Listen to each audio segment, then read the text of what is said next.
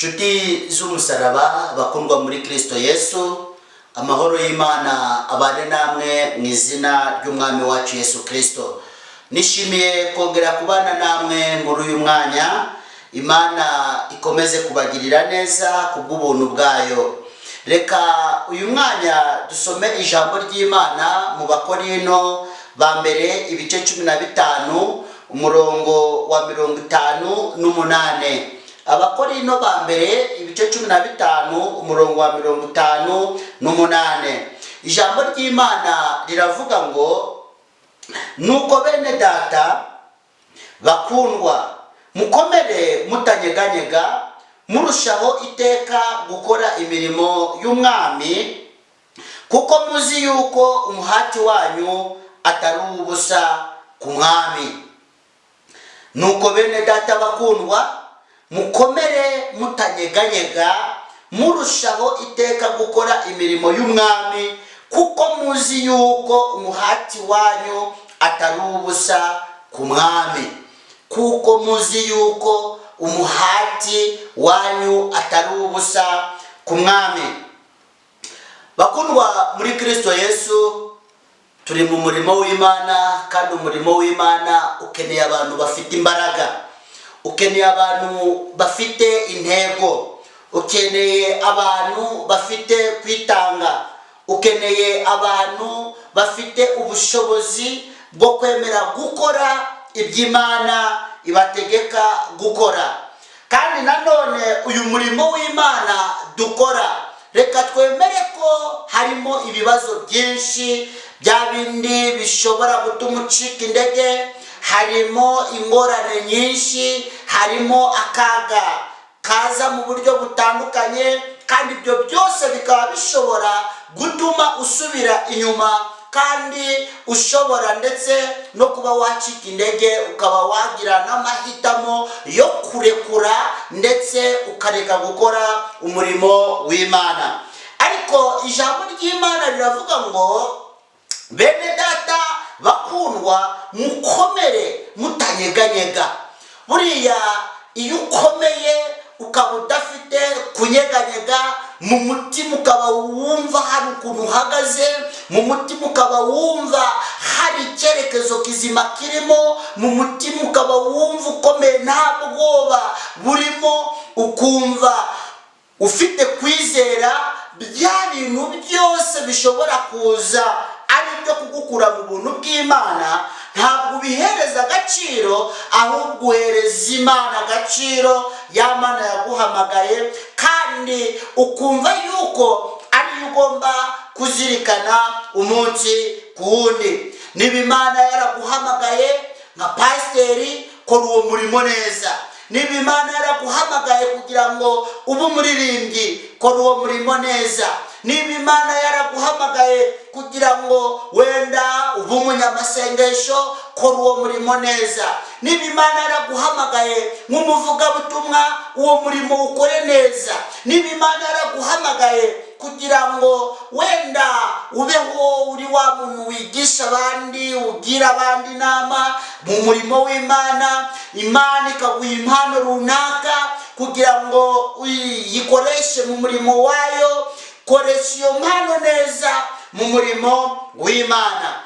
Hanyuma nukoresha neza iyo mpano Imana yaguhaye, ugahagarara neza mu buntu bw'Imana, ugahagarara neza mu byanditswe byera, ukanga kwiyanurisha ibyiza, ukavuga ati ndashaka kugendana n'Imana muri ubu buryo, kandi niko ijambo ry'Imana rivuga, umurimo w'Imana ndashaka kuwukora uko bukeye n'uko bwije, uko Imana inshoboze.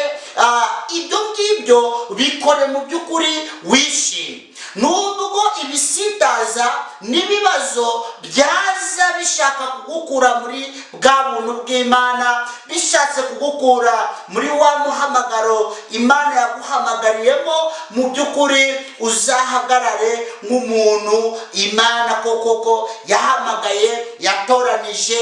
Uhagarare nk'umuntu Imana yahamagaye kugira ngo yamamaze ubutumwa bwiza bw'agakiza, mbese ukwemera kwawe uzaguhagarareho, kwizera kwawe uzakugaragaze mu bihe byiza ndetse no mu bihe bibi. Ibyo nubikora kandi ukabikora ubyishimiye ubikunze, menya yuko uwo mwete ugira, izo mbaraga ukoresha, uko kwitanga kwawe witanga, ijambo ry'Imana riravuga ngo umuhati wawe si uw'ubusa ku Mwana.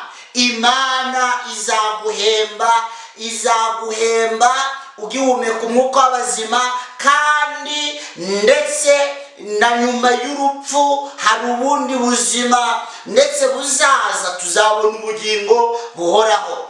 Wikurwa umutima n'ibyo ugenda ubona, wikurwa umutima n'ibisitaza ugenda uhura nabyo, wikurwa umutima ndetse n'imigambi mibi wenda y'abana b'abantu ugenda ubona hirya no hino, wikurwa umutima na ba bantu bagenda bavuga amagambo y'urucandege cyangwa amagambo ateye ubwoba asenya umutima wawe. Ahubwo ibuka ngo mbere yuko ncika intege, mbere yuko ngurwa umutima, Imana yavuze ngwiki. Ni irihe jambo rikomeye Imana yavuze. Nuwibuka ibyo Imana yavuze, bizatuma wongera guhagarara neza mu mwanya wawe neza, urinde izamu ryawe neza, wongere winjire mu mwanya wo gusenga neza, wongere winjire mu mwanya wo kuvuga ubutumwa neza, wongere winjire mu mwanya w'umuhamagaro wawe neza, wumve ushikamye kandi uri no kuvuga ngo Imana iri mu ruhande rwanjye, izanshoboza, Imana izangirira neza, Imana izamfasha kugira ngo ngere ku iherezo ryiza. Rero komera, wongere ushikame, nta mpamvu yo gusubira inyuma, nta mpamvu yo gucika intege, nta mpamvu yo kuvuga ngo iki kiraje reka kinandukanye n'urukundo rw'Imana. Nuhura n'ibibazo uzavuga ati Imana dore nahuye n'ibibazo kandi ndi mu murimo wawe, mfasha. Nuhura n'ibikugoye uzavuga ati Imana dore nahuye n'ibingoye kandi uzi yuko ngukorera, mfasha. So intumwa za Yesu iyo byabaga byanze zasabaga Imana igakora ibitangaza. Abakristo batubanjirije iyo byabaga byanze barapfukamaga bagasenga Imana, ntabwo bacikaga intege, ntabwo basubiraga inyuma.